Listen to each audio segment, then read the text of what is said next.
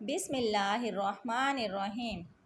حدیث نبوی صلی اللہ علیہ وآلہ وسلم ہے، قربانی کے دن اللہ تعالیٰ کو آدمی کا کوئی عمل خون بہانے سے زیادہ محبوب نہیں، اور قربانی کا جانور قیامت میں اپنے سینگوں، کھروں اور بالوں سمیت لایا جائے گا اور میزان میں تلے گا، اور جانور کا خون گرنے سے پہلے اللہ تعالیٰ قبول فرما لیتے ہیں، لہٰذا خوشدلی سے قربانی کیا کرو۔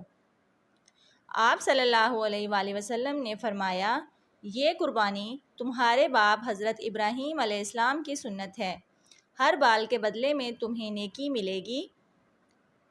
اور آپ صلی اللہ علیہ وآلہ وسلم نے فرمایا، اس کا جو پہلا قطرہ خون کا گرے گا، اس کے ساتھ ہی تیرے سب صغیرہ گناہ بخش دیے جائیں گے۔ نبی کریم صلی اللہ علیہ وآلہ وسلم نے فرمایا، قربانی کے دن جبرائیل علیہ السلام حاضر ہوئے۔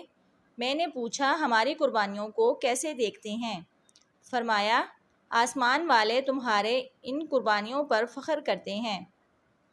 حضرت ابن عمر فرماتے ہیں کہ رسول صلی اللہ علیہ وآلہ وسلم نے بھی قربانی کی، اور آپ صلی اللہ علیہ وآلہ وسلم کے بعد مسلمانوں نے، اور اسی طرح یہ سنت چلی آ رہی ہے۔ اللہ تعالیٰ ہمیں قربانی کرنے اور ذی الحج کے 10 دنوں میں زیادہ سے زیادہ نیک اعمال کرنے کی توفیق دے، اور ہمارے ہر عمل کو اپنے فضل و کرم سے قبول فرمائے، آمین۔